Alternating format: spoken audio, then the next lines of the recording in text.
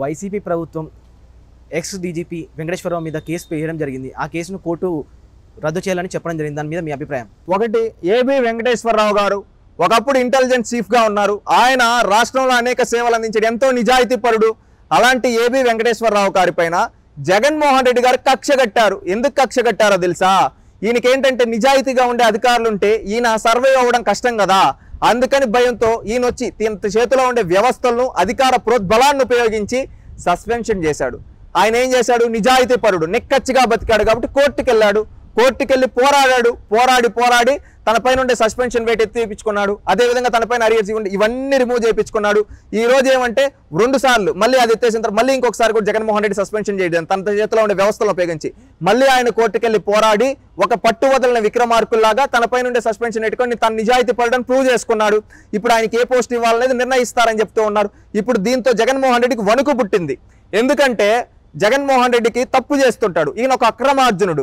ఈయన ఏం తప్పు చేస్తుంటే ఈ చేసే తప్పులు అన్నీ ఏంటంటే ఎవరైనా చూస్తూ ఉండాలి, ఎవరైనా తిరగబెడితే ఆయనకి నచ్చకపోతే ఏం చేస్తాడు? ఈ చేతిలోని వ్యవస్థలను ఉపయోగిస్తాడు. ఆ విధంగా ఉపయోగించి ఏబి వెంకటేశ్వరరావు గారి పైన 2 సార్లు చర్యలు తీసుకోవడం జరిగింది. కానీ ఆయన నిజాయితీ పరుడు కాబట్టి ఏమీ చేయలేకపోయాడు. ఆయన మళ్ళీ తన పొజిషన్లోకి వస్తూ ఉన్నాడు. ఈ రోజు ఆ ఏబి వెంకటేశ్వరరావుని చూసి జగన్మోహన్ రెడ్డి పోసుకునేస్తా ఉన్నాడు. అందుకని చెప్పి ఇప్పుడు కోర్టు ఈ విధంగా ఎత్తివేయడం అంటే దాంట్లో మీరు ఒకటి ఆలోచించండి, ఆయన ఎంత నిజాయితీగా ఉన్నాడు. అలాంటి నిజాయితీ పరులు అధికారులు అయితే రేపు జగన్మోహన్ రెడ్డి గారు లాంటి రౌడీలు, క్రిమినల్లు అదేవిధంగా రేపు వాళ్ళు పదవుల్లో ఉన్నా కానీ సర్వే అవ్వలేరు. అందుకోసం అని చెప్పి ఈ రోజు ఏం చేస్తూ ఉన్నారంటే భయపడుతూ ఉన్నాడు జగన్మోహన్ రెడ్డి. రేపు కొంపదీస్ ఆయన్ని స్టేట్ డీజీపీగా వేసినా లేకపోతే ఇంటెలిజెన్స్ డీజీపీగా వేసినా లేకపోతే ఏదైనా పోస్ట్ ఇచ్చి జగన్మోహన్ రెడ్డి గారికి మాత్రం చుక్కలు చూపిస్తాడు. ఎందుకంటే నిజాయితీగా ఉన్నాడు. నిజాయితీగా ఉండేవాడు ఎవరికి తలవంచుడు. ఈ రోజు జగన్మోహన్ రెడ్డి గారు లాంటి వ్యక్తులు వాళ్ళకు ఒక లెక్కే కాదు.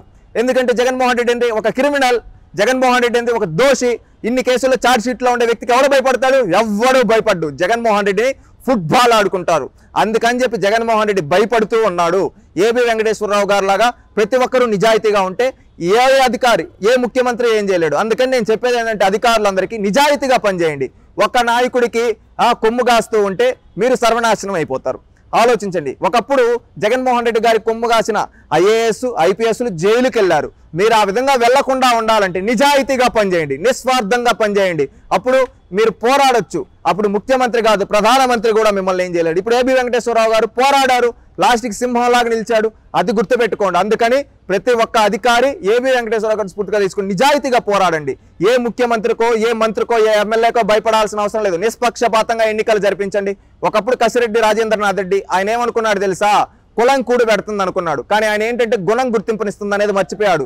ఆ విధంగా మర్చిపోయి తన కులం వ్యక్తికి కోసం ఏదో చేశాడు. లాస్ట్కి ఏం చేసింది? ఎలక్షన్ కమిషన్ బదిలీ చేసేసింది. అందుకని ప్రతి ఒక్క అధికారి నిస్వార్థంగా పనిచేయండి. నిస్వార్థంగా పనిచేస్తే ఖచ్చితంగా తగిన గౌరవం ఉంటుంది. అందుకని ఎన్నికలు నిష్పక్షపాతంగా జరగడానికి ప్రతి ఒక్క అధికారి కృషి చేయండి.